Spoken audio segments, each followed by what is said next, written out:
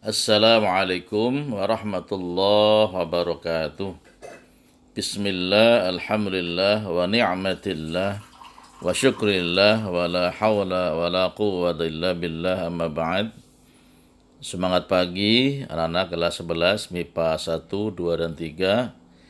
Ya insyaallah dirahmati Allah subhanahu wa ta'ala. Alhamdulillah, pada hari ini kita bisa bertemu kembali di PJJ Aqidah Akhlak kelas kalian, dan kalian sudah melaksanakan PH 6 kemarin ya, tentang akhlak pergaulan remaja, dan saya lihat nilai kalian cukup bagus ya, banyak di antara kalian yang nilainya 100. Artinya kalian sudah memahami apa yang sudah kita pelajari, dan lebih dari itu tidak sekedar memahami, tapi harus dibuktikan dengan perbuatan nyata sehari-hari, diamalkan dengan sebaik-baiknya ilmu yang sudah kalian pahami itu. Karena akidah akhlak ini tidak hanya di teori, tapi harus dilaksanakan dalam kehidupan nyata, diamalkan dalam kehidupan sehari-hari, bagaimana kalian semua menjadi seorang remaja dan bergaul dengan sebaik-baiknya.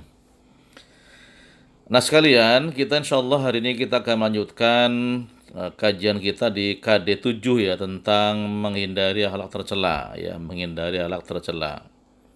Dan mari sebelum kita mulai, kita buka dengan sama-sama membaca basmalah. Bismillahirrahmanirrahim. Anak sekalian, menghindari akhlak tercela ini, dalam materi ini ada 3 akhlak pokok tercela ya, yang harus kita sama-sama pelajari dan kita pahami, kita hindari. Yang pertama adalah israf, kemudian yang kedua adalah tabdzir, yang ketiga adalah bakhil ya, atau kikir ya. Dan insyaallah mari sama-sama hari ini kita mulai dengan pembahasan yang pertama adalah israf. Ya, israf bukan israf tapi israf pakai sin ya, bukan shin tapi sin, israf. Israf itu secara bahasa artinya adalah bersukaria sampai melewati batas.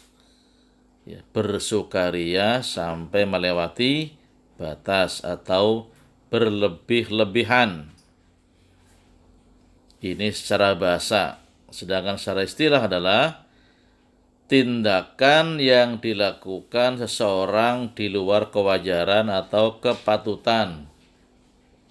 Ya, tindakan yang dilakukan seorang di luar kewajaran atau kepatutan. Israf juga dapat berarti menggunakan harta untuk sesuatu yang benar namun melebihi batas yang dibenarkan. Misalnya makan atau minum secara berlebihan. Nah ini ya, makan minum berlebihan sampai terlalu kenyang, kekenyangan begitu, itu termasuk perbuatan israf ya. Dasar larangan israf itu dalam surah Al-A'raf surah 7 ayat 31 ya. Nanti kalian bisa lihat di buku digital Kemenak atau di LKS ya. Jadi dilarang israf ini dasarnya surah 7 ya, surah Al-A'raf ayat 31. Oke. Kemudian juga hadis juga yang melarang ya. Kalau tadi dalil Qur'annya adalah di surah Al-A'raf ayat 31, kemudian juga ada hadis yang Rasul sabdakan di mana beliau bersabda, makan dan minumlah, berpakaianlah dan bersedekahlah tanpa bersikap berlebihan dan sombong. Ya. Makan dan minumlah, berpakaianlah dan bersedekahlah tanpa bersikap berlebihan dan sombong. Hadis riwayat An-Nasa'i. Contoh perilaku israf ya. Yang pertama adalah israf dalam makan dan minum. Misalnya kita mengkonsumsi makanan melebihi nutrisi yang dibutuhkan tubuh.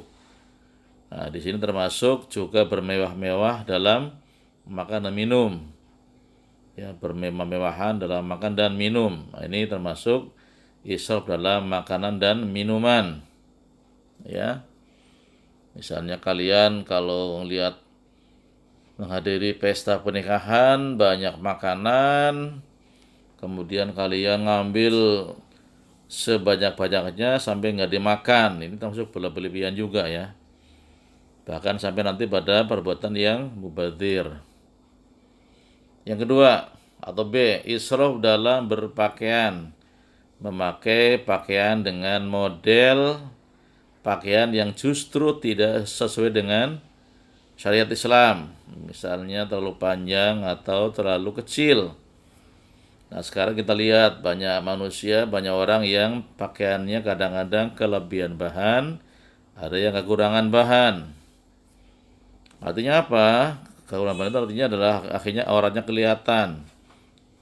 Terlalu ketat, you can see, itu termasuk pakaian-pakaian yang melanggar syariat Islam. Atau berlebihan, misalnya kalian yang perempuan nih ya, pakai baju bawahan atau rok yang sampai menyapu lantai.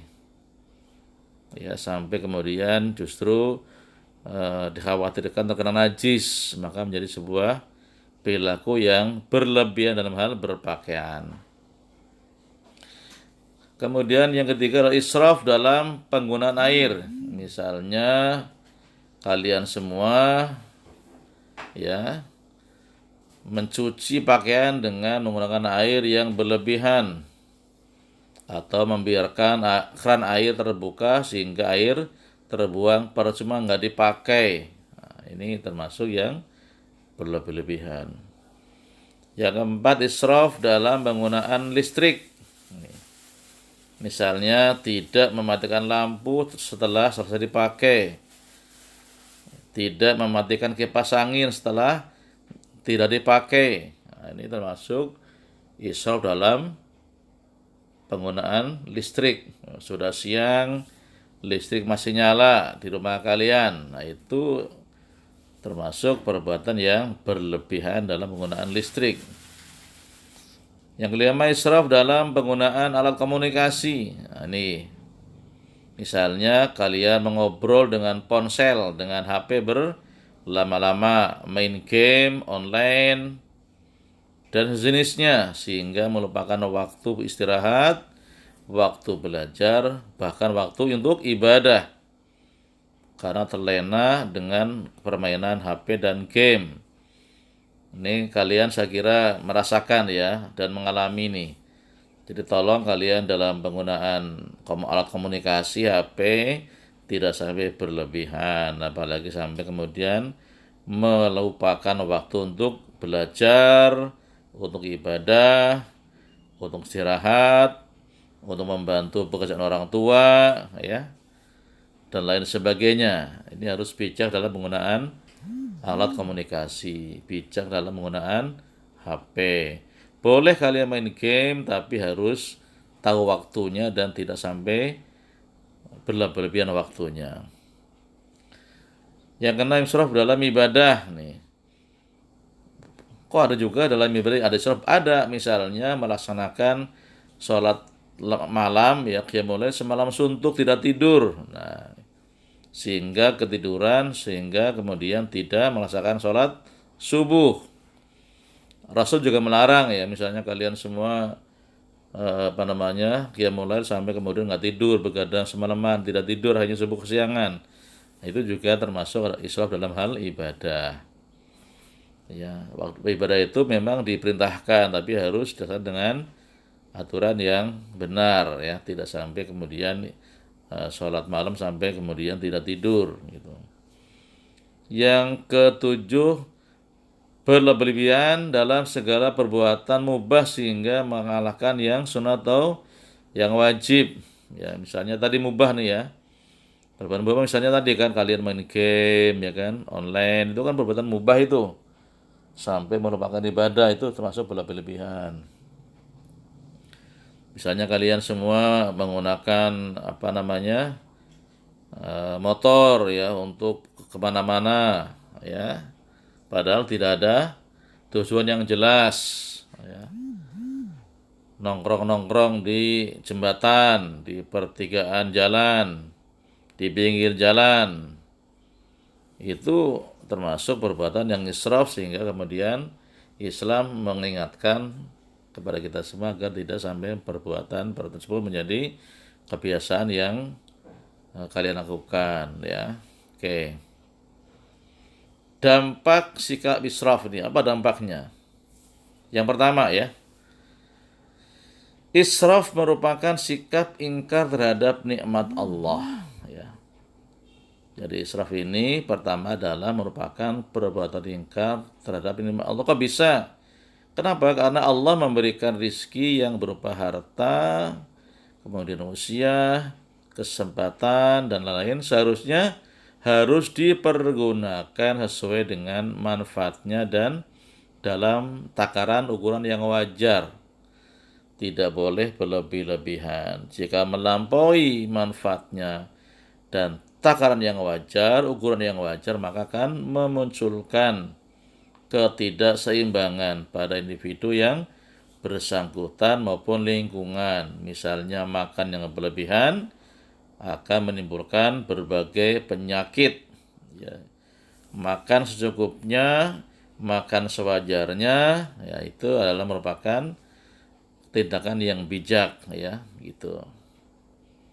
Yang kedua, israf juga dapat memunculkan kecemburuan sosial ya. Social jealousness ya. Kecemburuan sosial yang dapat memicu kerawanan sosial ya. Kenapa? Karena kita tahu bahwa di tengah-tengah masyarakat itu ada yang miskin, ada yang kaya gitu ya. Ada yang cukup, ada yang kurang ya. Jika ada perilaku sika yang berlebih-lebihan dalam penggunaan hartanya, apalagi sampai memamerkan kekayaannya, itu akan menimbulkan sakit hati bagi yang kurang mampu, yang miskin. Nah, maka dari sini akan muncul sikap kecemburuan sosial ya. Jika ini enggak diatasi, maka bisa menjadi namanya kerawanan sosial ya, yang berupa disintegrasi sosial yang ditandai dengan renggangnya hubungan antar anggota masyarakat. Adanya perampokan, adanya pencurian ya, di samping memang perbuatan yang tercela dari seorang pelaku perampok pun adalah karena sangat dimungkinkan karena sebab apa? Karena sebab si kaya itu, orang-orang itu adalah berlebih-lebihan dalam penggunaan harta. Oke. Yang ketiga, israf juga dapat menimbulkan perilaku rakus ya. Perilaku rakus, tamak rakus ya. Dari sini akan memicu perilaku buruk lainnya, yaitu menghalalkan segala cara untuk memenuhi kerakusannya. Nah, ini korupsi ini misalnya ya. Perilaku menghalalkan segala cara ini akan menimbulkan permasalahan sosial, yaitu hilangnya kepedulian sosial. Orang akan acuh tak acuh atau tidak memedulikan terhadap keadaan lingkungan sosial di masyarakat dia hidup, di mana dia hidup ya. Ini kita lihat bagaimana para pejabat kita yang korup ya, Mensos misalnya kemarin ya, dan pejabat yang lainnya ditangkap. Itu kenapa sampai mereka berlaku korup ya, korupsi? Karena awalnya dia adalah israf dalam penggunaan harta yang dimiliki, sehingga kurang, akhirnya kemudian mereka menggunakan untuk korupsi, menghalalkan segala cara untuk mendapatkan uang gitu ya. Oke. Jadi naudzubillah ini ya. Jadi jangan sampai kalian berbuat israf, berlebihan sampai kemudian menimbulkan perilaku rakus. Nanti kalau Anda ada yang jadi pejabat, menjadi orang sukses, gunakanlah harta ya secara wajar ya, tidak sampai kemudian berlebih-lebihan. Baik, kemudian yang terakhir, bagaimana upaya menghindari sikap israf ini ya. Rasulullah juga melarang umatnya berpuasa terus-menerus, melarang sholat di sebagian sewaktu malam kecuali pada 10 hari terakhir Ramadan. Nah, ini kalau Ramadan ya, kalau Ramadan kalian memang di 10 hari terakhir diusahakan memang untuk tidak tidur kalau bisa ya. Kalau tidak kalau nggak bisa ya paling nggak sebentar tidur, kemudian bangun lagi untuk qiyamul lail, untuk i'tikaf pada 10 hari terakhir di bulan Ramadan. Dilarang membujang nih bagi kalian semua yang mau menikah ya. Ini juga termasuk penghindaran ya. Jadi kan nanti kalau sudah siap nikah, sudah siap mental, siap materinya, siap rohaninya, siap mentalnya, maka sudah bekerja gitu ya, sudah siap lahir batin, maka silakan menikah. Atau melarang orang yang meninggalkan makan daging. Nah, itu juga termasuk Rasul larang. Artinya apa? Ya, daging yang halal dimakan silakan makan ya, daging kambing, daging sapi, ya, ayam, ya, yang jelas halalnya ya silakan dimakan. Kalau sekarang ada orang diet kemudian tidak makan daging, itu kan urusan tanggung jawab masing-masing ya. Tapi prinsipnya itu Islam tidak melarang orang makan daging yang halal. Kalau yang halal ya silakan dimakan. Oke. Islam mengajarkan sifat kebersahajaan atau kesederhanaan ya. Sederhana atau ifah. Setiap muslim dilarang mengikuti ajakan hawa nafsu ya. Nafsu harus dikendalikan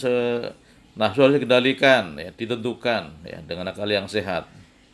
Kenapa? Karena sebagian besar keburukan perilaku manusia itu disebabkan tidak mampunya seseorang adalah mengendalikan nafsu ya.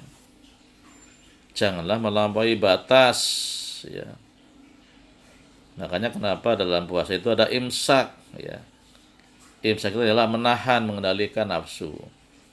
Puasa misalnya Ramadan sebagai riyadhah tahunan ya, latihan tahunan untuk mengendalikan hawa nafsu kita. Orang yang memiliki sikap sederhana maka tidak akan melakukan sesuatu yang melebihi kewajaran ya. Kenapa? Karena akan merendahkan diri sendiri baik di hadapan Allah maupun di hadapan manusia. Artinya apa? Artinya orang-orang yang sederhana, menghindari dari berlebihan, insyaallah dia akan bisa mengendalikan hawa nafsunya dengan sebaik-baiknya ya. Berperilaku sederhana, berperilaku sewajarnya ya, tidak sampai berlebih-lebihan. Nah, kemudian sekalian, kehidupan kita sebagai muslim itu tidak terlepas dari interaksi dengan sesama. Islam mengajarkan sikap sepadan atau musawah ya. Musawah ya. Ya, sikap musawah atau sepadan ya. Ini artinya apa? Kita harus memiliki rasa kesejajaran ya, persamaan dan kebersamaan serta penghargaan terhadap sesama manusia sebagai makhluk Tuhan. Sikap sepadan ini atau musawah ini akan menempatkan manusia pada posisi yang sejajar sehingga akan menyadarkan setiap orang untuk memberikan yang terbaik. Jadi ini maksud dari adalah musawah atau sepadan atau kesejajaran. Meskipun di masyarakat memang ada orang yang mampu, orang yang kurang mampu, ada yang kaya, ada yang miskin, tetapi tadi ya, harus merasakan bahwa manusia itu sebenarnya adalah sepadan atau sama ya. Di mata Allah itu manusia sama, kecuali adalah takwanya kepada Allah. Inna akramakum indallahi atqakum. Ya, jadi dalam hal hubungan sosial manusia, orang kaya miskin sama saja, harus wajar dan sejajar, sepadan. Yang paling mulia di antara orang manusia itu adalah orang yang bertakwa kepada Allah. Oke. Lanjut, sesungguhnya sikap bersahaja atau sederhana itu dapat mengendalikan setiap muslim dari sikap melampaui batas atau israf, ya. Ini di surah Al-Furqan, surah 25 ayat 67. Allah berfirman, dan orang-orang yang apabila membelanjakan harta, mereka tidak berlebihan dan tidak pula kikir. Dan adalah pembelanjaan itu di tengah-tengah antara yang demikian. Artinya apa? Di sini Al-Quran surah Al-Furqan ayat 67 ini mengingatkan, ya, kalian boleh menggunakan harta tidak berlebihan, ya. Tidak boleh kikir, ya, tidak boleh pelit, ya. Jadi antara pelit dan berlebihan itulah di tengah-tengahnya namanya adalah sederhana, ya. Normal dan wajar gitu, ya. Jadi posisi orang yang sederhana, orang yang wajar itu di antara pelit dan di antara orang yang israf, berlebihan.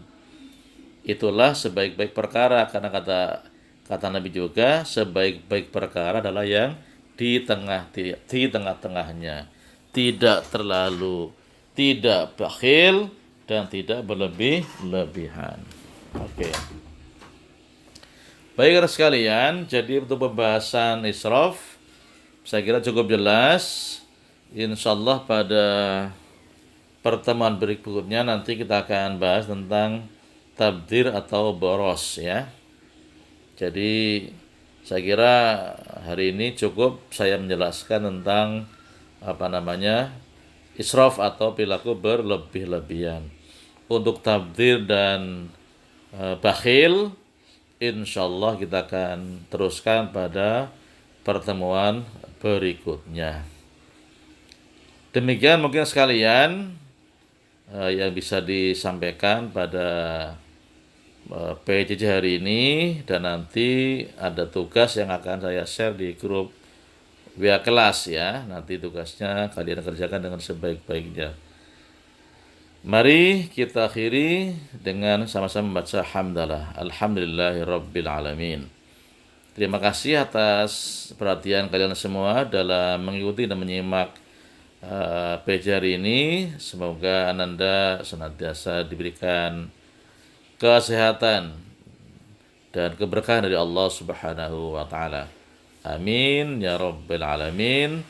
Tetap semangat belajar di rumah bersama keluarga, jaga kesehatan, kemudian jaga keseimbangan tadi, ya, dalam hal berperilaku aktivitas, tidak sampai berlebih-lebihan. Boleh main HP kalian, tapi tentunya harus dikendalikan dengan sebaik-baiknya, membagi waktu kapan untuk belajar, untuk beribadah, untuk istirahat, untuk main, untuk membantu orang tua, dan lain sebagainya. Terima kasih. Assalamualaikum warahmatullahi wabarakatuh.